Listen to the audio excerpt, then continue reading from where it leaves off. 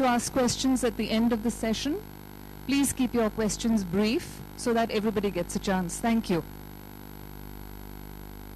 There will also be a chance to sign books at the book signing area, so please do not crowd the stage over here on the side. Thank you.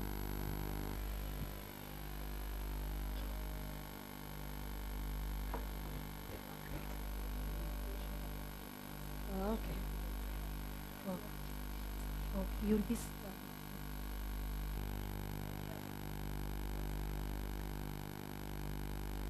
Should I? Yeah. नमस्कार, स्वागत है आपका इस session में जिसका topic आप जानते ही हैं, लोकगीत, फोक गीत, बॉलीवुड की नई संस्कृति। ज़िंदगी के डेली रिदम से जुड़े बंधे लोक संगीत का बॉलीवुड में किस तरह से प्रयोग हुआ है और उसमें आते बदलाव पर नज़र डालेंगे आज हम स्मिता तिवारी जस्सल और प्रसून जोशी के साथ। शीन काफ निज़ाम साहब जो कि राजस्थान के बहुत बड़े पोएट हैं, वो हम लोगों को ज्वाइन नहीं कर पा रहे हैं क्योंकि उनकी तबीयत थोड़ी नासाज है। प्रसून जोशी और स्मिता तिवारी जस्सल का परिचय मैं दे दूं। Professor Smita Tiwari teachers anthropology at the Middle East technical university in Ankara, Turkey, और वो विजिटिंग फेलो हैं centre for the study of developing societies, Delhi.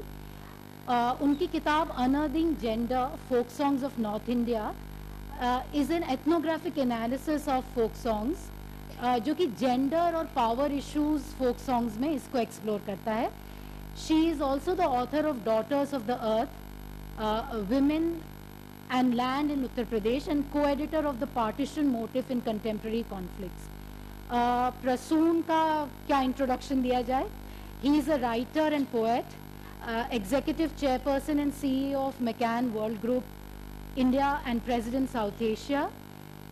He's also been designated a young global leader by the World Economic Forum.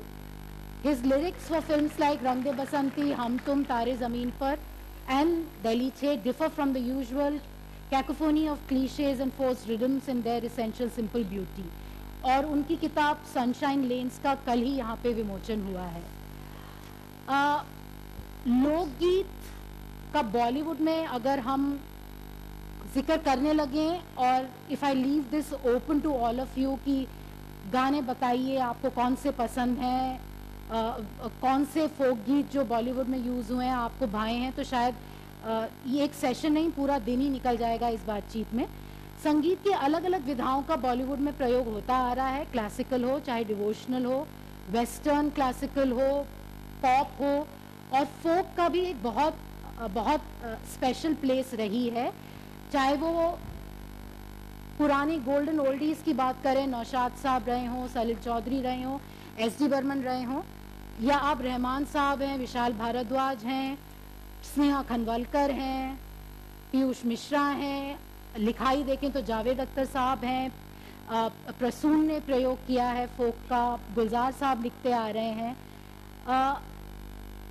तो इस सब के बीच में जो एक चीज़ मैं समझने की कोशिश करूंगी, और शायद प्रसून इसको अच्छी तरह से समझा पाएंगे, कि फोक सॉन्ग्स एक डेली रिचुअल से हमेशा कनेक्टेड रहे हैं, हमेशा लाइफ के साथ कनेक्ट रहा है। चाहे वो बर्थ से लेके डेथ तक शायद फोक सॉन्ग्स हम लोग की एक परंपरा रही है उसकी, और वो उनका एक आइडेंटिटी रहे हैं इंडिविजुअली। अगर आप ऑन ग्राउंड रियलिटी की बात करें तो कहाँ फोक सॉन्ग्स जब सिनेमा में आते हैं, एक कहानी, एक सिचुएशन, एक थीम को टैकल करते हैं, वो जो ट्रांसफरेंस हुआ स्टेज मतलब रियलिटी से स्क्रीन पर, तो उसके साथ क्या क्या ट्रांसफॉर्मेशन आता है।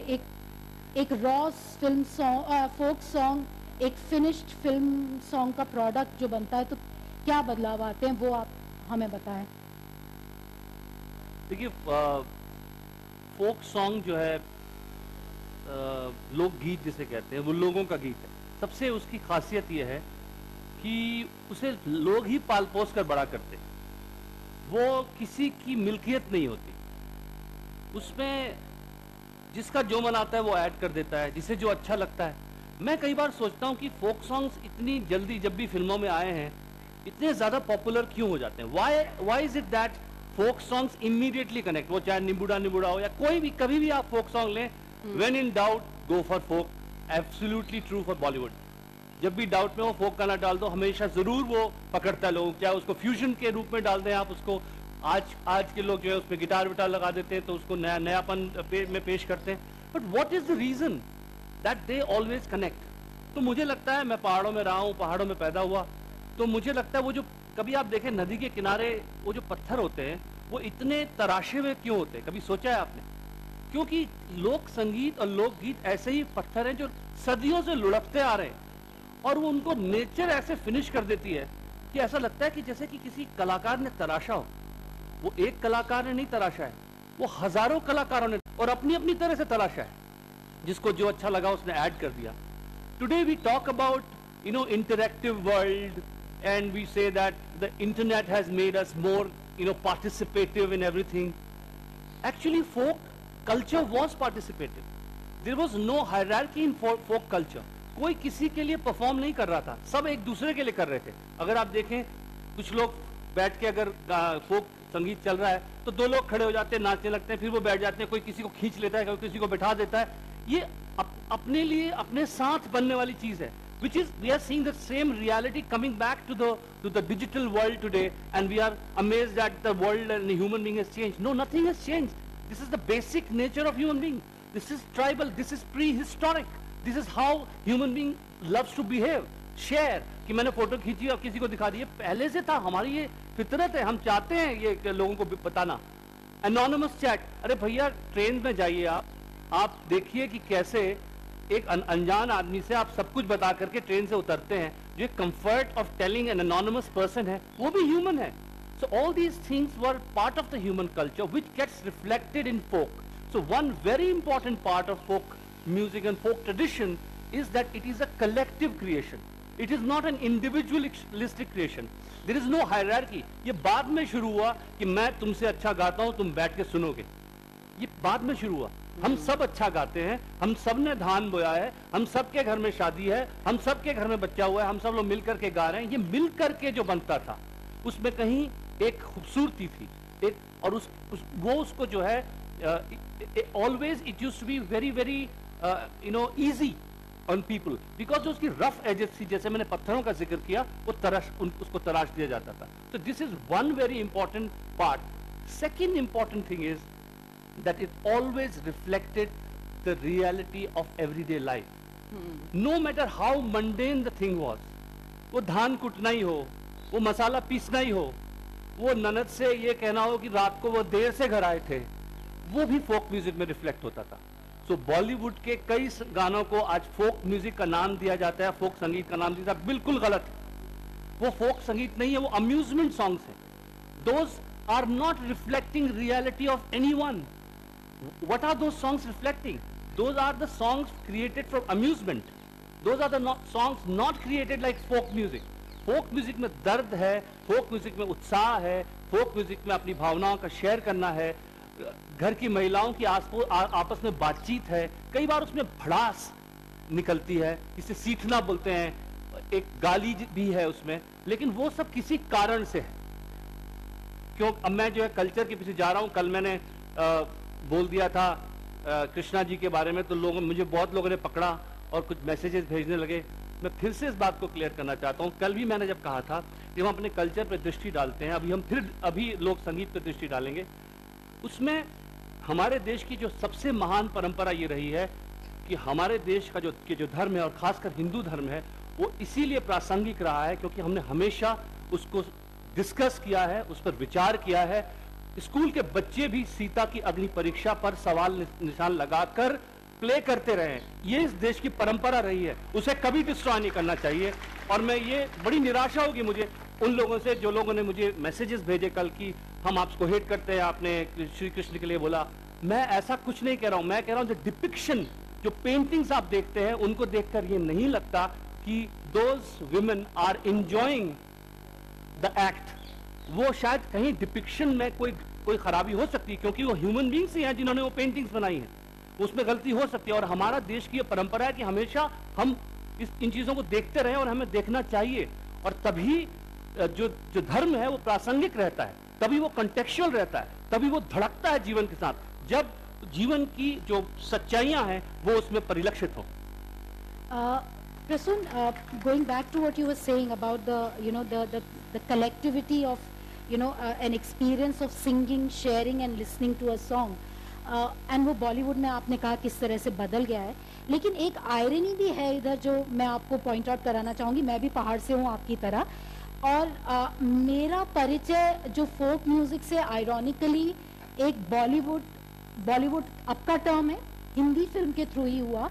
मुझे याद है दूरदर्शन पर बिमल रॉय साहब की मधुमती आई थी, और मेरे फादर ने हम लोगों को वो फिल्म यही कह के दिखाई थी कि जो तुम बेड़ूपा को सुनना नहीं पसंद करते या होली में पार्टिसिपेट नहीं करना पसंद करते, इसमें ये गाना देखो, डस गए पापी बिछुआ, इसमें पहाड़ी धुन है।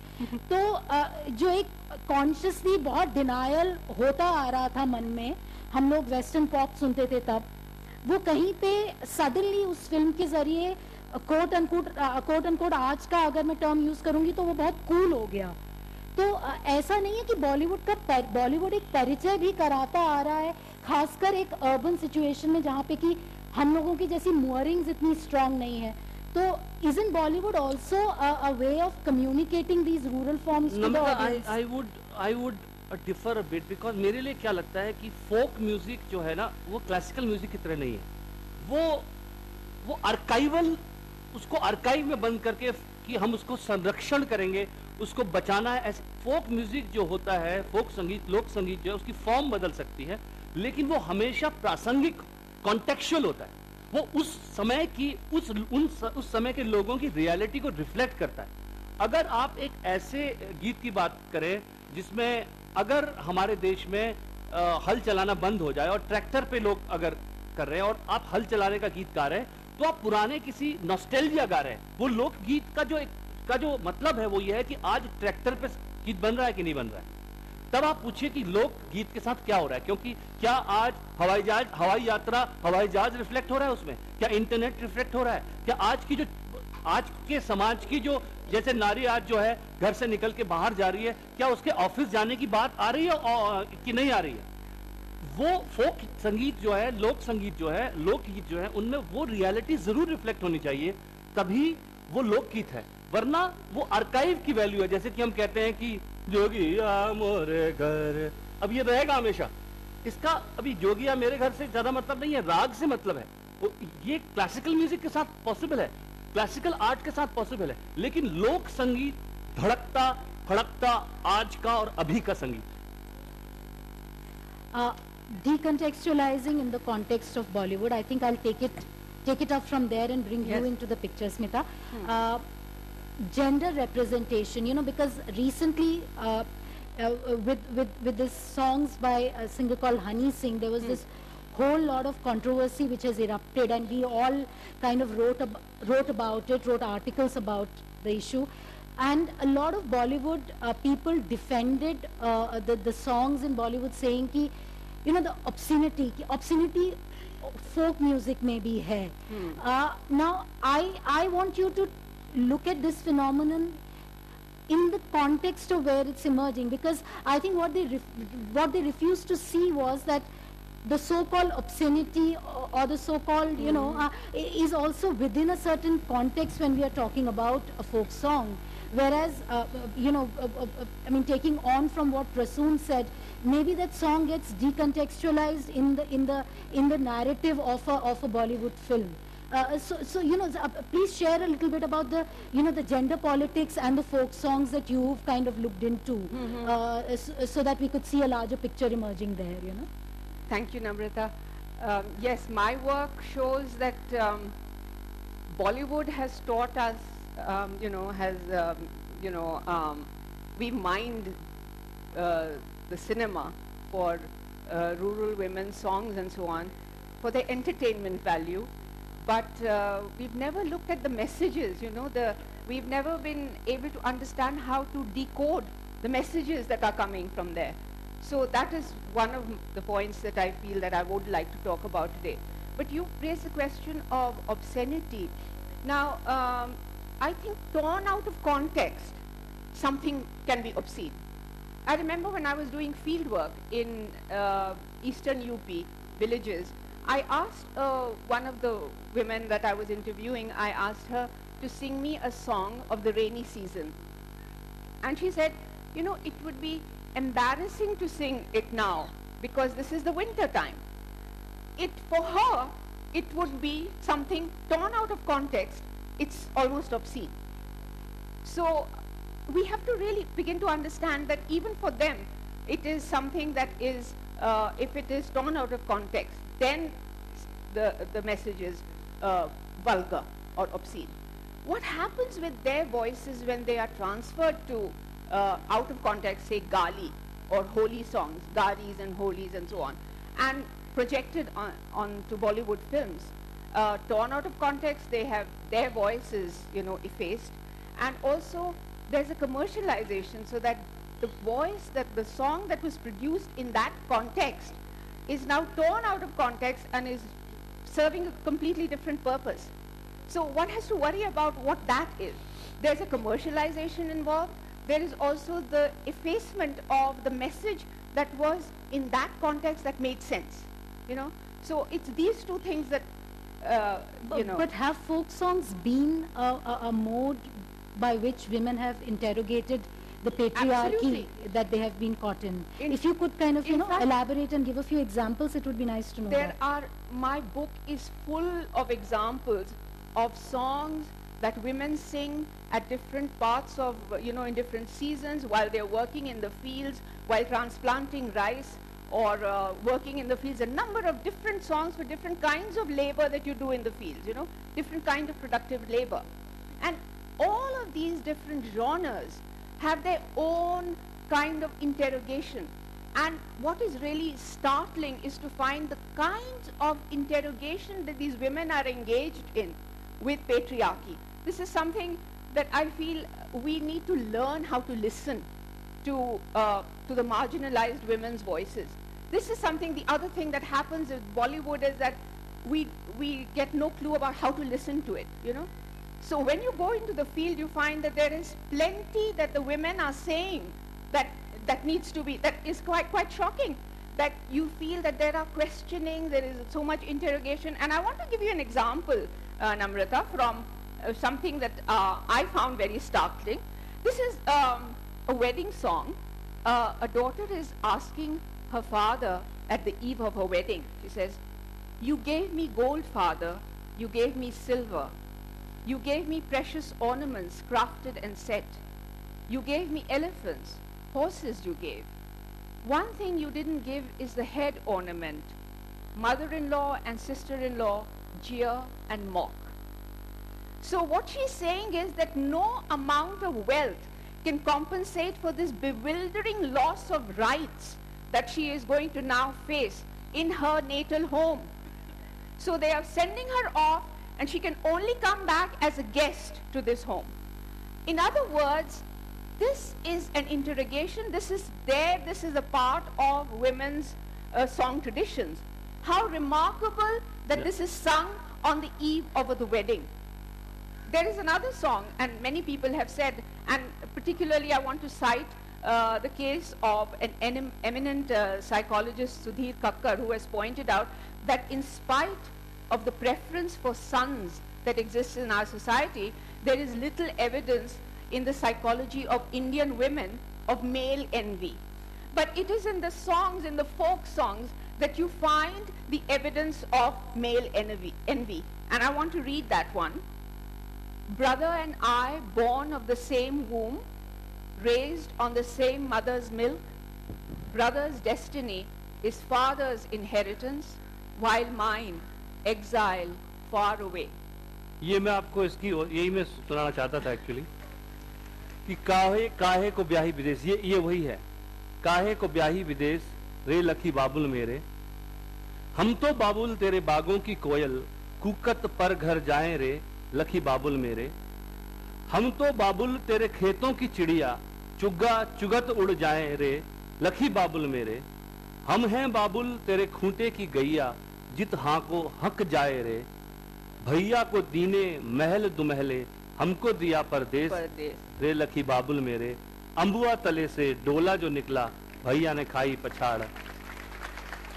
So if you see that what she's saying, that this is a very important point, that these songs reflect a pathos, a state of mind, the treatment they were getting. And actually I was about to read that and you read that. No, actually from my Fantastic. Bhojpuri region, I just want to, the audience might like it. It says, it's just such a cute one. It says, भैया के लिखल बाबा चौपरिया हो, हमके लिखल दूर देश. क्या बात. Right? So this kind of interrogation is the way we need to listen to these songs. And you have a complaint with Bollywood that it's appropriating what is essentially a very a woman's feeling in folk song, and is it getting tailored for the male gaze in terms of the way it's presented? Do you feel so? I think so, and when you look at the kind of circulation of the cassette music at the time of Holi in the Bhojpuri speaking belt, for instance, it's startling to find that these are all women's songs sung by males, and the proliferation of these Holi cassettes then there's an element of vulgarity in it. But what I want to point out is that at Holi, this was the space that women had to sort of give it back to patriarchy that had been oppressing them for that whole year.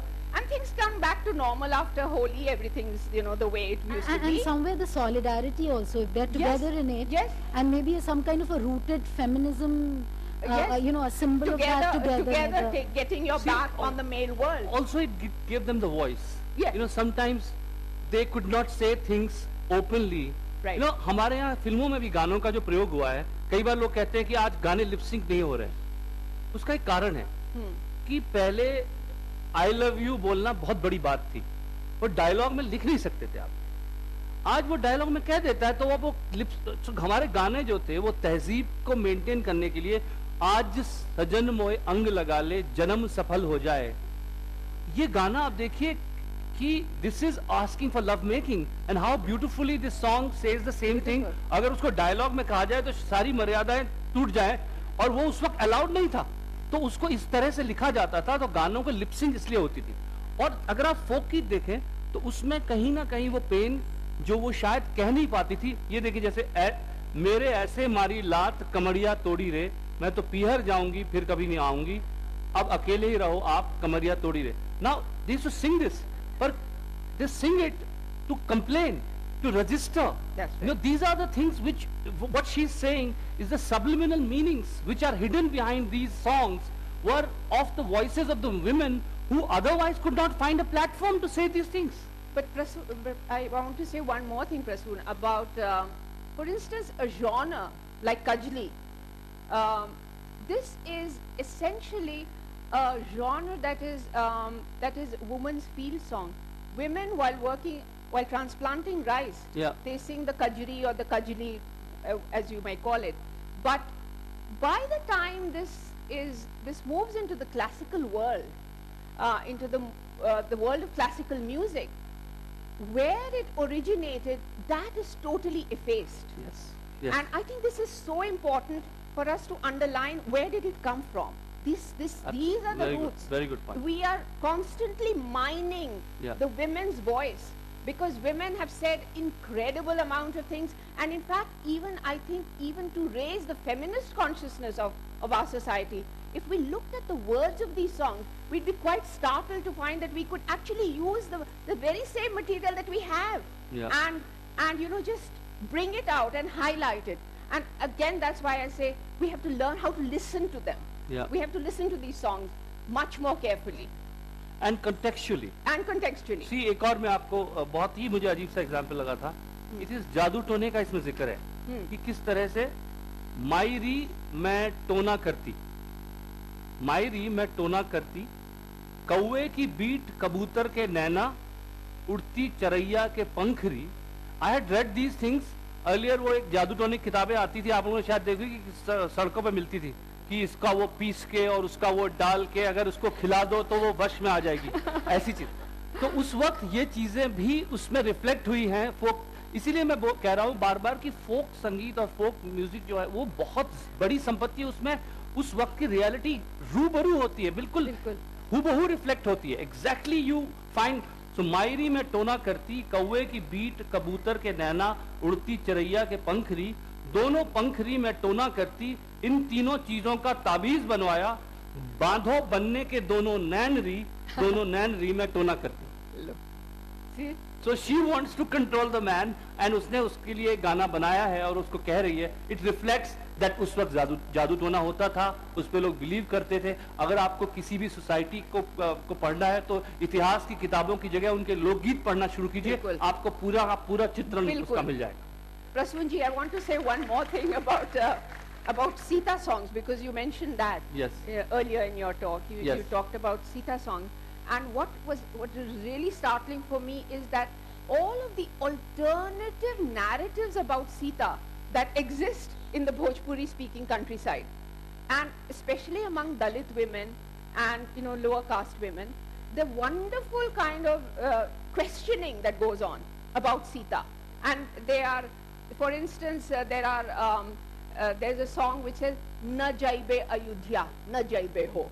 So this is the time when she is being called, Sita is being called to return, when Ram is calling her back after the children are born. Yeah. And she says with such force, I'm never going back to that Ayodhya, to that man who exiled me.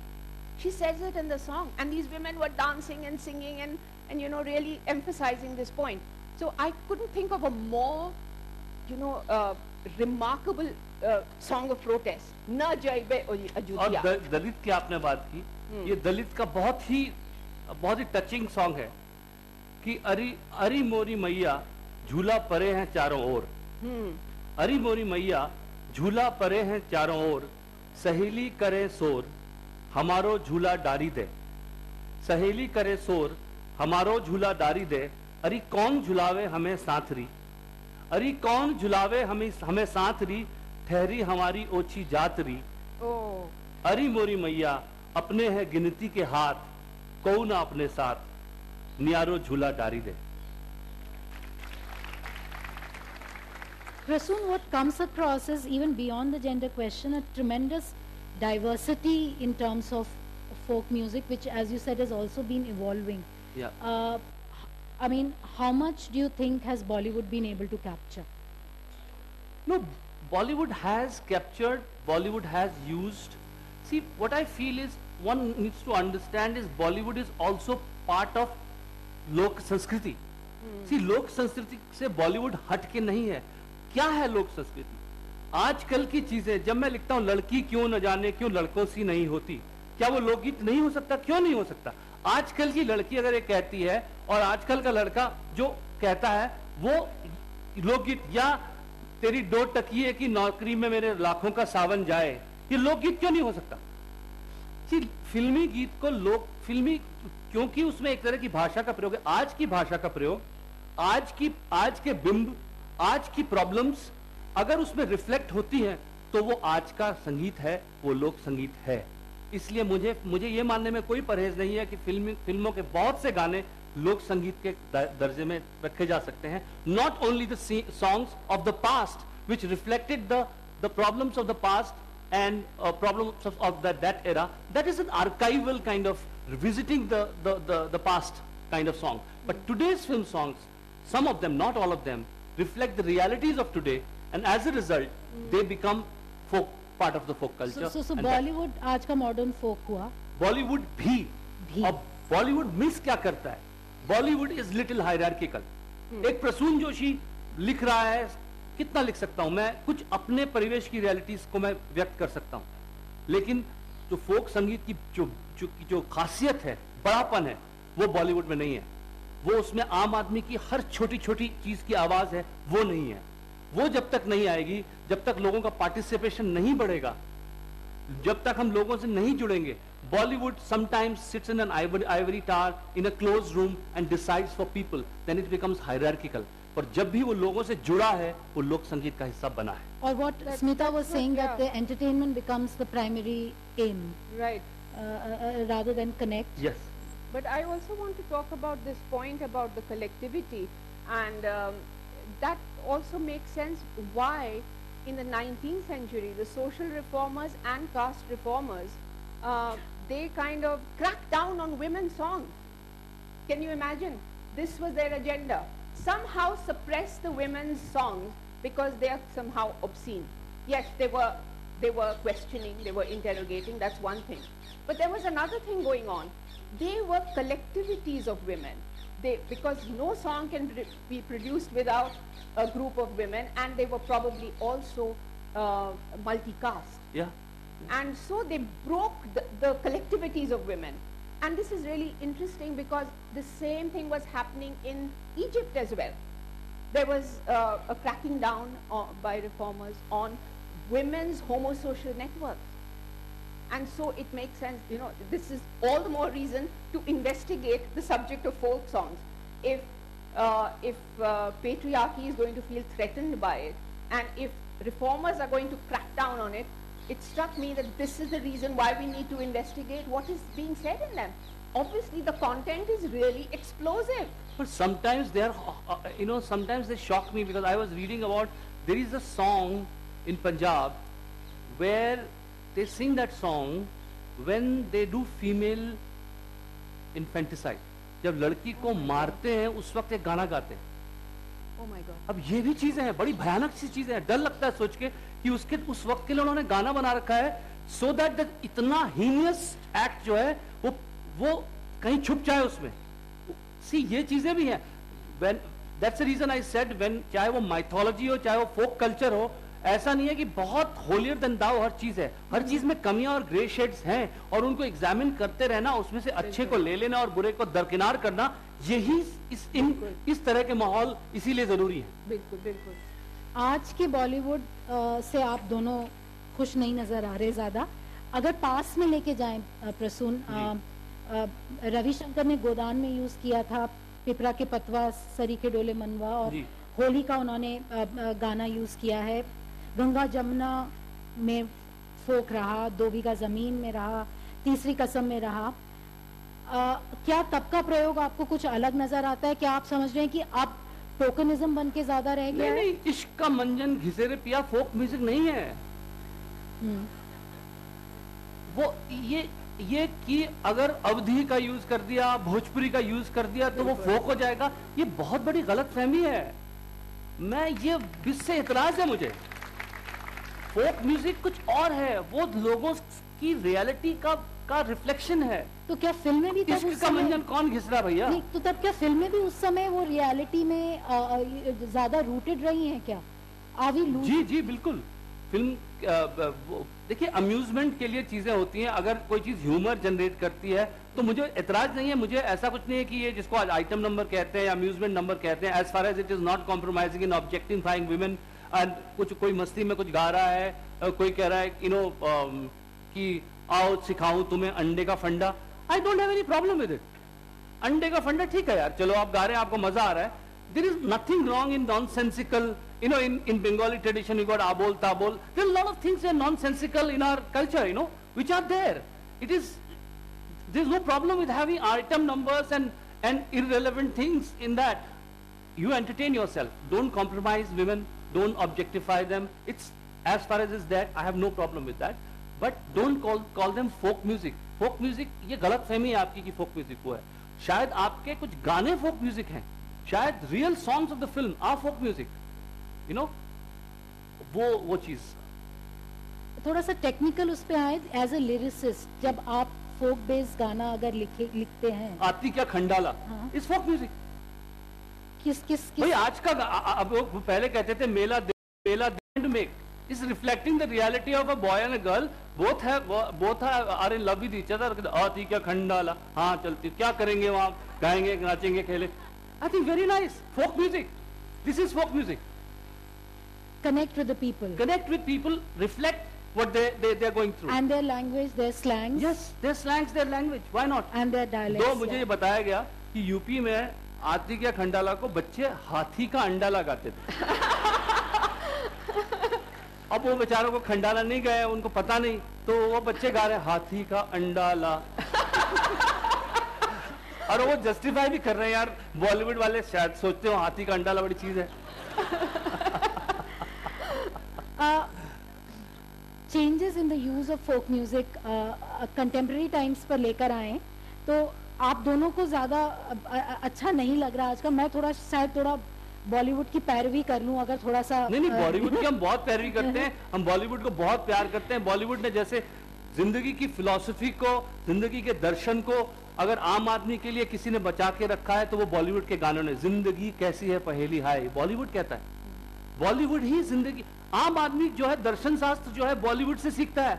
वो ऐसे ऐसे गाने बने हैं बॉलीवुड ने जिसने उनको जीवन दर्शन जिंदा रखा है उनके लिए, जीने की वजह। मुझे लेटर आते हैं कई बार, मुझे पता नहीं लगता, किसी ने बोला कि आपने जब मसक्कली लिखा उड़ियो न डरियो, अगर वो कहीं यहाँ हैं तो मैं उनको बहुत नमस्कार, उनके लेटर्स आते रहे। She was fighting deadly disease and she used to write to me always that उड़ियो न डरियो मैं सुनती रहती हूँ, और मुझे, and she was in hospital and she used to write to me. I feel हमारे सॉन्ग इंस्पायर करते हैं लोगों को, उनकी जिंदगी से जुड़ते हैं। तो ऐसा नहीं है कि मैं कह रहा हूँ कि बॉलीवुड का मैं बहुत बड़ा भक्त हूँ, लेकिन मैं चाहता हूँ उसमें कहीं कुछ चीजें अगर ऐसी हैं, जिन खामियां हैं, जिन पर इंट्रोस्पेक्ट करना चाहिए, तो मैं ही नहीं, हमारे सारे बॉलीवुड से जुड़े हुए जितने भी रिस्पॉन्सिबल लोग हैं उसके लिए तैयार हैं और वो बात करना चाहते हैं उसके ऊपर। क्योंकि मेजॉरिटी में ये प्रॉब्लम हो, लेकिन मैं कुछ एक्सेप्शंस देख रही थी। अभी रीसेंट फिल्म आई मटरू की बिजली का मंडोला, जिसमें कि you know this whole sense of revolution Prem Dehati के गानों के थ्रू कन्वे करने की कोशिश करी गई। या यू नो जेंडर की आप बात कर रहे हैं, there is this film called gangs of Wasseypur, जिसमें ओ वुमनिया करके गाना है, जिसमें there is a line which goes बबूना के हत्ते न चढ़ती बबूनिया। There is a tussle in which I don't find the woman getting you know a second hand. It's a love tussle which the song conveys, where the woman seems to be as aggressive as the man. So what I'm saying is that within that mainstream expressions, perhaps there are also a few interesting examples of a certain a different mindset coming in. कुछ आपको याद आता है जो आपको interesting लगे हों, even from the past or the present? नहीं, देखिए आप जो कह रही हैं वो थोड़ा सा बहुत कॉन्शियस क्रिएशन की बात कर रही हैं आप, कि आप क्या समाज में नारी की स्थिति को बदलने की, वो हम कवियों की बात कर रहे हैं, कवि उसमें आता है। एक आम औरत शायद इस तरह से नहीं कह पाती, वो बहुत अलग ढंग से कहती है। वो लोक संगीत में जो कहती है वो कहीं कहीं अंदर गुथा हुआ होता है, उसको तलाशना पड़ता है।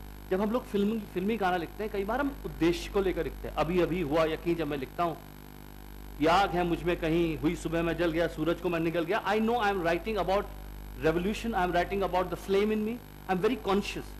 लोकगीत ऐसे नहीं लिखे जाते। लोकगीत एवरीडे चोर्स में छुपी हुई भावनाएं होती, वो इतना फोकस्ड अटेम्प्ट नहीं होता। That is a poetic attempt. There will always be a difference. So here you find folk becoming a very consciously created construct. Yes. Yeah, okay. You're right. Absolutely. Thank God. So एक वो नए narrative को कहीं पे ले जाने के लिए Correct. उसको किया Correct. गया। एक और question which I think you should also address is the question of authorship in folk songs has always remained a very nebulous zone. कुछ किसी को मतलब एक कहा नहीं जाता कि ये इनका गाना है, क्योंकि जैसे आपने कहा वो जनरेशन टू जनरेशन बदल रहा है, उसमें एडिशंस हो रहे हैं, डिलीशंस हो रहे हैं। When Bollywood uses folk, copyright का जो इशू आता है वो कैसे टैकल किया जाए? मैं तो ये समझता हूँ कि फोक आर्टिस्ट बहुत ज़रूरी है। फोक आर्टिस्टों के पैर हाथ जोड़ करके उनको मुख्य धारा से जोड़ा जाना चाहिए। फोक आर्टिस्ट को किसी भी तरह से मुख्य धारा से जोड़ना चाहिए, क्योंकि जो वो लिख सकते हैं, जो वो क्रिएट कर सकते हैं, वो हम 1000 बॉलीवुड के लोग नहीं कर सकते। वो ये बहुत बड़ा सत्य, वो जो लोगों के लिए क्रिएट करते हैं, जिस तरह की भाषा का उपयोग करते हैं, जिस तरह से वो लिखते हैं, वो वही लिख सकते हैं। तो कोशिश ऐसी करनी चाहिए, शायद ये मैं एक सजेशन सामने रखता हूँ कि जब फोक म्यूजिक का यूज हो, क्या कोई एक ऐसी संस्था क्रिएट की जाए जो कि जब भी आप किसी फोक संगीत का, फोक म्यूजिक का यूज करते हैं, तो उस संस्था को आप एक धनराशि, एक अमाउंट आपको देना पड़ेगा, which will go into promoting folk music in the country and folk artist in the country. Absolutely, I agree. And I would say that we have to actually really learn to listen, because there are many, many messages coming in these folk songs. And the work songs have one kind of thing. There are grinding songs, there are transplanting rice songs for that, marriage songs and festival songs, Sita songs. There's so many kinds of things that are being said. And we need to pay attention to the whole repertoire actually. And actually, if possible, use the voices, because they have said all this. That you'll be surprised कि ये अगर आप folk music को अगर आप promote करने लगेंगे, तो वही धुनें उनमें आपको आजकल की 2-4 स्टैंजा ऐड हो जाएंगे, अपने आप कोई बना देगा, वो डाल देगा.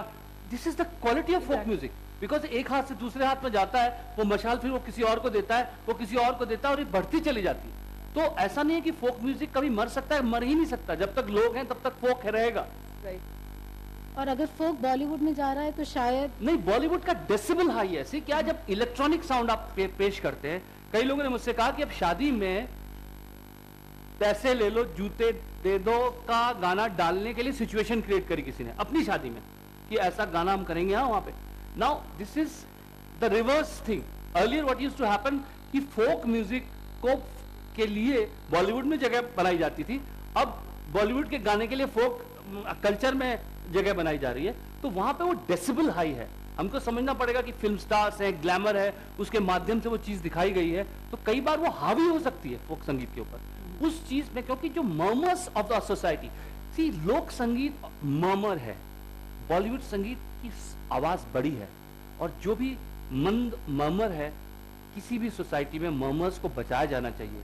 जो हल्के हल्के धीमे धीमे बोलता है उसके पास जाकर सुनना चाहिए, और वो तहजीब, वो सेंसिटिविटी, वो संवेदनशीलता हमें अपनी सोसाइटी में डेवलप करनी पड़ेगी कि कहीं उस बड़ी आवाज के सामने छोटी आवाज दब तो नहीं रही. I think with that it's time to leave, kind of open the session up for the audience. You are welcome to ask questions. Yeah, please.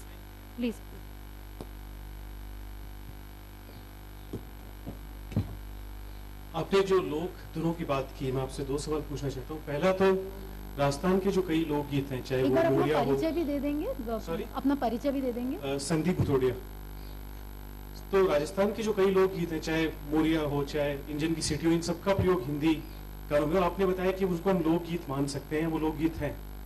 लेकिन उसी आगे आ गया काबुली वाले को, जब मिथुन चक्रवर्ती ने आगे आ गया हलवा वाला करके गाया, और जिस गाने में 3 ही लाइन थी कि हलवा वाला आ गया, दुम दबा के आ गया, पीछे से आ गया, उसको आप क्या कहेंगे? और दूसरा, जहां तक लोक धुन और लोक संगीत का सवाल है, तो हिंदी फिल्मों में हम इनफैक्ट अश्लील हिंदी गानों की धुनों पर खाटू श्याम जो सालासर के सारे भजन बने हुए हैं. विष्णुकांत शास्त्री ने लिखा है कि हिंदी गानों की धुनों पर भजनों के गाने से बड़ा पाप नहीं है. इस पे आपका क्या कहना है? Thank you. देखिए, अगर कोई आदमी की मानसिकता विकृत हो जाए तो उसको, मतलब आपने उसका जिक्र किया तो आपने अच्छे से तो जिक्र किया नहीं, आपने खुशी तो जिक्र किया नहीं. ये इस बात का परिचायक है कि हम उसको अप्रूव नहीं करते, हम उसको पसंद नहीं करते, वो नहीं होना चाहिए. और अगर बार बार बात होगी तो शायद लोगों को चेतना आएगी. देखिए, चेतना तभी आती है जब हम बात करते हैं. जब हम बात ही नहीं करते और कोई किसी को शायद ये एहसास ही नहीं हो. कई बार हमको ये लगता है कि लोग जानबूझ के कर रहे हैं या जानबूझ के सुन रहे हैं. कई बार वो उनकी जिंदगी में भाई इतनी प्रॉब्लम है, उन्हें फुर्सत कहाँ रोटी की गोलाई के चक्कर से. अरे उनको फुर्सत नहीं है कि ये एडजस्ट करे, ये क्या मैं उस पे ऐसा सुन रहा हूँ, मुझे नहीं करना चाहिए. आपने उनको बताया, अच्छा नहीं करेंगे. तो ये चेतना आती है, और अगर ऐसा होता है तो वो नहीं, मुझे लगता है नहीं होना चाहिए, क्योंकि कोई ना कोई सैंटिटी एक चीज की बरकरार रखनी चाहिए. और रही बात गानों को तोड़ना मरोड़ना, लोक संगीत का वो हिस्सा रहा है तोड़ना मरोड़ना. लेकिन जैसा कि मैंने कहा कि अगर उसके लोक संगीत को किसी न किसी तरह से एक फंडिंग मिलती रहे, और जहां से उसका ओरिजिनेशन है उस तक कुछ पहुंचे, और उन लोगों को प्रश्रय मिले, बढ़ावा मिले, तो शायद ये प्रॉब्लम सॉल्व हो सके. क्योंकि तोड़ना मरोड़ना तो लोक संगीत का हिस्सा है, वो होगा, वो होना है, इनवेरेबली होगा वो, और उससे छुटकारा नहीं पाना चाहिए.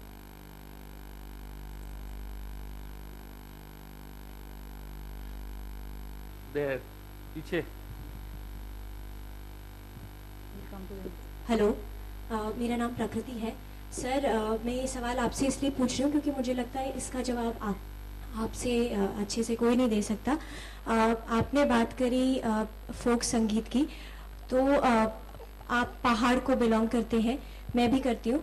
तो पहाड़ के लिए आपने जितनी भी पढ़ी अभी, उसमें से एक भी पहाड़ की भी नहीं थी, और ना ही बॉलीवुड में इस तरफ उस रीजन से कोई फोक संगीत के लिए या कुछ आता है। जैसे सुभाष कहे कि मूवी थी कृष्णा, उस वहाँ की है, पर एक भी गाना या उसका जो म्यूजिक है, उस म्यूजिक में कहीं भी पहाड़ का रिप्रेजेंटेशन नहीं था। बहुत है, लेकिन पहाड़ी संगीत तो बहुत ज्यादा है। दस गयो पापी बिछुआ, अभी दमरता जी और मैं बात कर रहे थे, वो पहाड़ से, ऐसे बहुत सारे हुस्न पहाड़ों का, ये पहाड़ी है। पहाड़ी धुन तो बहुत ही प्रयोग हुई है फिल्मों में, यहाँ तक कि कुमाऊं और गढ़वाल से जो आई कह रहा हूँ, है, मैंने एड में तक यूज किया था, ठंडा मतलब कोका कोला। वो thank you so much. Prasoon sir, sorry Prasoon sir, कहाँ हैं आप? ये रहा कार्तिक है, मेरा नाम कार्तिक है सर। सर मेरा सवाल आपसे ये कि आपका जो डेफिनेशन है फोक का कि it's contemporary, anything just contemporary, context जिसका कंटेम्प्रेरी है वो फोक है, तो इस डेफिनेशन के बाद मैं थोड़ा कंफ्यूज हो जाता हूँ ये समझकर कि फोक का कॉन्टेक्स्ट कल्चर भी होता है, कि फोक जो हमें समझाया गया है अभी तक कि वो एक कल्चर से फ्लो करता है। जी बिल्कुल। तो उस पॉइंट को अमेलगमेट करके कल्चर और कॉन्टेक्स्ट को मिलाकर फोक बनता है आपके हिसाब से? क्या मैं सही समझ रहा हूँ इस बात को? जैसे कि भाषा है, हाँ जी, एक सतत प्रवाहित धारा है, सतत प्रवाहित, लगातार बहती रहती, उसमें और छोटी छोटी धाराएं मिलेंगी, उसका स्वरूप बदलेगा, लेकिन वो कंटेक्चुअल रहेगी, वो तट पर रहने वाले की प्यास हमेशा बुझाने की ताकत रखेगी। वही फोक म्यूजिक का मैं औचित्य समझता हूँ। आई थिंक पीछे माइक पहुंच नहीं रहा है, इधर इस तरफ से।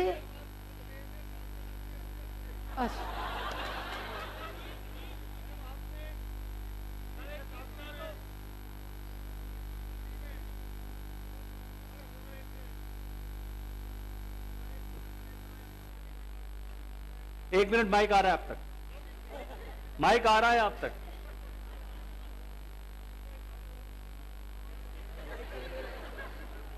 He's addressing it to you, 19th century.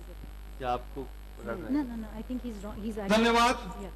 Ma'am, मैं आपसे पूछना चाह रहा हूं कि आपने कहा कि 19वीं सदी में जब देश में सुधार के प्रयोग हो रहे थे, कुछ हमारे सामाजिक और बहुत से नेताओं ने, राजनीतिक नेताओं ने भी इस देश में सुधार का कार्यक्रम किया, तब फोक म्यूजिक को, खासकर वीमेन वॉइस को दबाया गया। जी। एक तो मैं इसका उदाहरण चाहूंगा आपसे, दूसरा मैं फोक म्यूजिक से बहुत क्लोज जुड़ा हुआ हूँ। मैं ये कहना चाह रहा हूँ कि फोक म्यूजिक का अधिकांश लेखन पुरुषों द्वारा हुआ है, स्त्रियों द्वारा नहीं। अगर आप इसकी खोज करें तो स्त्रियों को बहुत अधिक मान, बहुत अधिक महत्व दिया गया है। सीता जब वन में राम के साथ चली गई तो उनकी माँ महल में बैठी हुई है, महारानी है, तो रो के बरसात में गाना गा रही है कि मोरे राम का मुकुटवा भीजे सीता की चुनरिया। तो न तो राम के माथे पे मुकुट था, न सीता के सिर पे चुनरिया थी, वो भीग रही थी, लेकिन माँ को याद आ रहा था, उससे फोक म्यूजिक बना।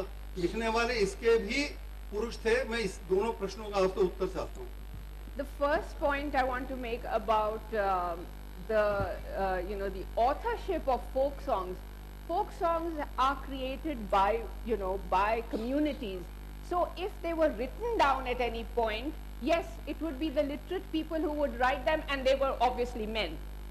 Women were not writing at any time and until very No, but it is not so, about yes. writing. They were oral tradition. But वो बिना लिखे भी याद रखे जाते थे। Right. वो इसीलिए तोड़ मरोड़े जाते थे। कोई आप एक ही फोक गाने को 3-4 जगह सुनेंगे, आपको लगेगा ये शब्द यहाँ पे कुछ और बोल रहे हैं, वहाँ पे कुछ और बोल रहे हैं, क्योंकि वो ओरल ट्रेडिशन का पार्ट है, श्रुति से जन्मा है। Yeah, there's a multivocality about it that we want to understand. The other thing you asked me about the social reformers who were, I could give you some examples from my book. I would like to read out some of those things. Right in my,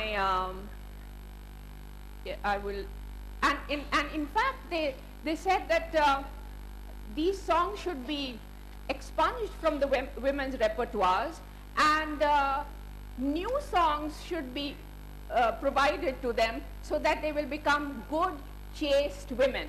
And let me give you an example. देखो लज्जा के दर्पण में तुम मुखड़ा, पतिव्रता की ओढ़ो चुनरिया, शील का नैनो में हो कजरा. This was a new song that was given by the male social reformers to the women to sing. And they said, and another one, I mean, I'll translate it.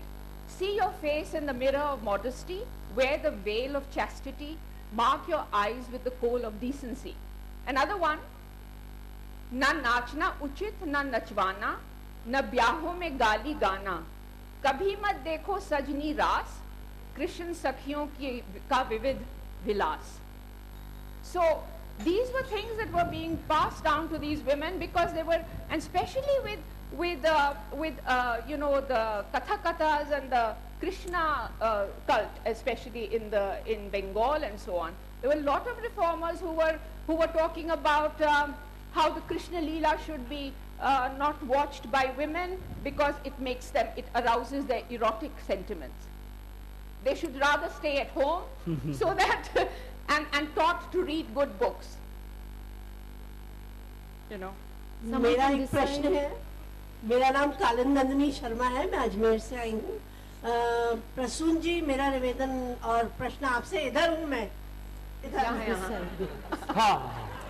Prasoon जी, मेरा 85 किलो की महिला दिखाई नहीं दे रही आपको. तो मेरा प्रश्न ये था कि आप एक आदमी भी है, विज्ञापन जगत के बहुत ही बड़े हस्ताक्षर हैं. लोक गीत की एक बहुत समृद्ध, मैं किताब लेके आई हूँ, पन्ने पलटे हैं, पढ़े आए हैं. एक बहुत ही समृद्ध प्लेटफॉर्म आप देशवासियों को दे रहे हैं. एक शिक्षिका भी हूँ मैं, तो मैंने ये महसूस किया है, प्रधानाध्यापिका हूँ, कि मेरे स्कूल के सरकारी सेटअप में जहाँ मेरे पास कोई सुख सुविधा नहीं है, वहाँ मैं ये देखती हूँ कि बच्चे यही वो चिकनी चमेली और ये, तो मैं ये आप लोग जो रचनाकार बैठे हुए हैं, मैं आप लोगों से निर्देशन प्राप्त करना चाहती हूँ कि मैं क्या करूँ कि उनका दिमाग इन चिकनी चमेलियों से हटाऊं. और आप एक कवि और रचनाकार होने के नाते एक मतलब जो डिस्क्रिपेंसी है, आप जिस संस्कृति की बात कर रहे हैं वो विलुप्त होती जा रही है. एक तो आप उन्हें मेरे गाने थोड़ा ज्यादा सुनाइए. डन. ओके, धन्यवाद. और दूसरा ये कि I think it's very important, आज के जो बच्चे हैं ना, वो अगर आप उनसे डिस्कस करें, उनको निर्देश न दें. आजकल की जो जनरेशन है वो ट्रांसपेरेंसी चाहती है. आप वो पूछेगी आपसे क्यों ना सुनूं मैं, बेटा यहाँ आइए, कुछ चीजें ऐसी हैं जो सही नहीं है. क्योंकि एक उम्र तक बच्चे जो हैं टीचर्स को और पेरेंट्स को फॉलो करते हैं. To my mother doesn't like it, I won't do it. After some time they want explanation. तो एक ऐसी उम्र के बच्चे जो एक्सप्लेनेशन चाहते हैं, आप उन्हें बैठ के समझाइए, वो समझेंगे, मैं आपको बता रहा हूं.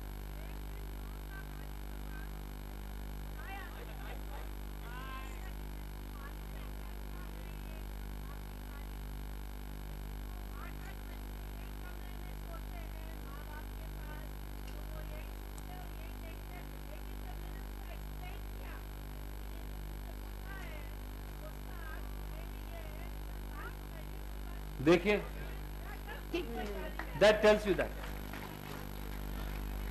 Can we have the mic, a bit behind? Hello. Yeah. Most of the questions are coming from the front of the. Yeah. If we can send the mic. There's one there. Someone from. Ma'am, मैं एक experience share करना चाहूंगी. अभी आपने कृष्ण लीला की जैसे बात की जी, वैसे गुलाब बाई की जो नौटंकी थी, उस समय में भी ऐसे ही होता था कि जब वो नौटंकी कर रही हैं तो महिलाओं को देखना अलाउड नहीं था वो, क्योंकि वो इरोटिसिज्म, मतलब वो एक्साइट हो जाएंगी और उनको बाहर भेज दिया जाता था. और जो सारे मर्द हैं वो बैठ के नौटंकी देख रहे होते थे और उनको वो कुछ वो दिया जाता था, चुस्की, कि तुम बाहर जाके चूसो उसे. तो अपने इरोटिसिज्म तुम्हारा मतलब वहां पे नहीं निकले और जाओ, एंगेज हो जाओ कहीं जाके. और दूसरी मतलब मैं कमेंट या पता नहीं क्या कहूँ, सवाल या कमेंट जो भी है. नहीं, पहले तो बताइए आप इस बात से सहमत है? ऐसा ठीक क्या करते हैं? नहीं, बिल्कुल भी नहीं. मुझे लगता है नौटंकी तो अगर एक महिला कर रही है परफॉर्म, तो जो महिलाएं देख रही हैं उनको भी शायद कोई एतराज ज्यादा नहीं होना चाहिए. और उसी से भी मतलब नौटंकी फॉर्म भी कैसे वो वल्गराइज्ड एक बन गया, मतलब उसका जो असल मोटिव था एंटरटेनमेंट, तो वो सबके लिए होना चाहिए, मतलब इगैलिटेरियन पर्पस होना चाहिए ना, ऐसे नहीं कि मेन। और दूसरा यही मतलब स्वांग ही जैसे एक फोक संगीत है स्वांग, तो उसमें भी ये है कि बहुत ज्यादा वल्गैरिटी है, मतलब आजकल अगर हम सुने वो कुछ गीत, जैसे हम कुछ चैनल्स पे बाय चांस हम कमी मतलब एक्सपोजर है, लेकिन जहाँ पे भी सुनने को मिलता है वो बहुत ज्यादा वल्गैरिटी है उसके अंदर। देखिए बिल्कुल सही कहा आपने, देखिए डीजनरेट हुआ है। कई लोगों ने हमारे सामने जब अभी कुछ कंट्रोवर्सी आ रही थी, एक मैं नाम नहीं लेना चाहता, एक संगीत के हमारे कोई कलाकार को लेकर के उन्होंने वल्गर लिरिक्स हैं, so some of our people were giving example of hip hop music. Now I want to tell that hip hop music में vulgarity है, but उसका क्षरण हुआ है। Hip hop music to begin with was protest music. उसका purpose था society के लिए, वो एक अन्याय के खिलाफ आवाज थी। उसका एक पक्ष ऐसा था जिसमें ऑब्जेक्टिफिकेशन था, पर धीरे धीरे क्या होता गया कि ऑब्जेक्टिफिकेशन ही बचा और बाकी चीजें कम होने लगी। ऐसा फोक म्यूजिक के साथ भी हो रहा है। कुछ लिरिक्स मैंने अभी लेटेस्ट फोक म्यूजिक के सुने हैं, वो है तोहार लहंगा उठा दे रिमोट से, अभी गाने चल रहे हैं, तो क्षरण वहां भी हो रहा है। मेरे लहंगे में लगा एटीएम। आप सोचिए इस तरह की भाषा और इस तरह का फोक म्यूजिक भी आ रहा है। सो अगर ये सब बातें आप करेंगे नहीं और इस बात को जैसे आप कह रही हैं तो ऐसा ही होगा, but we are living in a society today, we can openly talk about these things and say this is not right, this is not acceptable, this is not folk music. I am not saying it can't happen. लोगों को आप बिल्कुल बंद नहीं कर सकते, वो कहीं ना कहीं कुछ ना कुछ अपनी भड़ास निकालते रहेंगे। भैया आपको अपनी भड़ास निकालनी है, आप वो बगल में जाइए, आप ये सामने मत आइए। Smita, you wanted to say something? Okay. Good afternoon. I'd just like to say it's a great honor to be speaking of lyricists and musicians of your caliber. You're right, Bollywood songs and folk songs do inspire people, like the lady you spoke to us about. She was inspired by your lyrics. However, even the songs such as, for the lack of a better word, the crude, vulgar item songs, do you believe that it is Bollywood's fault that because they have such lyrics and item songs, that people of a lesser mentality, rapists perhaps, are incited by these, are aroused by these, and think that it's okay to do those things to women just because it says so in a popular song? And even the government has, even they banned Honey Singh's lyrics because they were too vulgar. So do you believe that you have an artistic license to portray whatever you want in the song, which is totally fine? Or do you believe that these songs cause these people to be incited, to be aroused, and think it's okay to violate a woman just because it says "Munni badnaam hui darling tere liye," or what was the other song? I have no idea. No, don't. You shouldn't have too much of idea about these songs. I think it is too simplistic, and I've been asked number of times. First of all, Honey Singh's lyrics को हम लोग को discuss भी नहीं करना चाहिए. It is not art. Let's not call it art. And the whole question of banning... what she's saying is motivating people to do that. I feel it is too simplistic to blame film songs और because ये फिल्में कहाँ से आई? अगर आप genesis देखें 100 साल में तो फिल्मों की हिस्ट्री है। उससे पहले अगर आप जाएं तो कहाँ से आया? साहित्य से आया, माइथोलॉजी से आया। इसीलिए मैं माइथोलॉजी पे भी सवाल उठाने लगा, लोक संगीत पे भी सवाल उठाने लगा। उससे भी पहले आप देखें नौटंकी से, साहित्य से, समाज से। तो it is not just fault of one Bollywood, जिसको हम कटघरे में खड़ा कर दें कि बॉलीवुड का स्विच ऑफ कर देंगे तो समाज बदल जाएगा। People, there are cases of rapes happening with a girl of 6 month child. Can Bollywood ever show that? Where are those people coming from? It means there is something wrong with the society. What is happening inside closed doors in the homes? Nobody is talking about that. So many women who have voiced and said that the worst crimes are happening inside closed doors. उसके बारे में कोई बात नहीं करता है। तो बॉलीवुड तो एक आपके सामने है, उस पर आप बार बार पत्थर फेंक सकते हैं और बॉलीवुड उसके लिए तैयार भी है और इंट्रोस्पेक्ट करने को तैयार है। इसलिए मैं बैठा हूं आपके सामने बात कर रहा हूं। लेकिन कई ऐसी चीजें हैं जिसके बारे में तो आप सवाल उठा ही नहीं रहे। वो दरवाजों के बंद पर्दों के पीछे जो हो रहा है उसके बारे में तो हम सवाल उठा ही नहीं रहे। वो तो एक मानसिकता है, वो रुग्ण मानसिकता जो समाज की है, उसको कैसे बदलेंगे हम? और जैसे इन्होंने कहा ban, I don't think Honey Singh के ऊपर किसी ने बैन किया था, और ban is never an answer, you have to constantly negotiate with that As an individual, you protest against that. A ban against anything can't be the answer. I'm sorry, I've been told that I have just 5 minutes to wrap up this session. Hello, last question. अभी जब दिल्ली में gang rape हुआ और प्रधानमंत्री से इन्होंने PMO को letter लिखा और उसको लेटर लिखा, एचआरडी मिनिस्टर को लेटर लिखा, लेकिन जो इनके हाथ में है वो ये लोग नहीं करना चाहते। अब हलदर जवानी गा रही है और ये शीला की जवानी जो गा रही है और इनको छत्तीसगढ़ से 1-1.5 करोड़ रुपए मिल रहे हैं और इनको ऐसे कलाकारों को बढ़ावा मिल रहा है, तो क्यों न एक ऐसी मॉरल अथॉरिटी, अगर मान लो आप कानूनन किसी चीज को नहीं रोक सकते, अभिव्यक्ति को नहीं रोक सकते, तो आप मॉरली इस बात को क्यों नहीं रोक सकते कि ऐसी चीजें ना आए? आखिर इन चीजों का असर तो पड़ता ही है ना, और ये बिल्कुल स्पष्ट तौर से है और बाकायदा एचआरडी मिनिस्टर को पीएमओ ने लिखा है और सब होने के बाद में भी ये कुछ हो नहीं रहा है, तो जो तुम्हारे हाथ में है वो तो करो यारो। देखिए कानून, देखिए लॉ की नहीं, अंग्रेजी वाले लॉ की नहीं, हिंदी वाली लॉ की जरूरत नहीं, वो तो आप ठीक फरमा रहे हैं, लेकिन जब आप इतने बड़े मंच को पर विराज रहे हैं तो इन चीजों को इतना बड़ा ये जो यहाँ पर फेस्टिवल चल रहा है, इनकी कोई मिनट्स वगैरह बनती होंगी, आप किसी एचआरडी मिनिस्टर को भेजते हो, प्रेसिडेंट को भेजते हो या पीएमओ को भेजते हो कि भाई हमारी जो जयपुर का लिटरेचर हुआ और उसमें ऐसे ऐसे सवाल आए, बुजुर्ग लोगों ने किए, नव युवतियों ने किए, नव युवकों ने किए, तो इन चीजों के ऊपर कोई मिनट भेजो तो उनका असर तो पड़े ना, उसका इम्पैक्ट तो हो ना। मैं सुझाव आपका आयोजकों को देता हूँ। Thank you. रेडियो मिर्ची यू काइंड ऑफ स्टॉप। अब समय अब खत्म हो रहा है, नेक्स्ट सेशन शुरू होना है। Please can we carry forward the discussion beyond the stage please?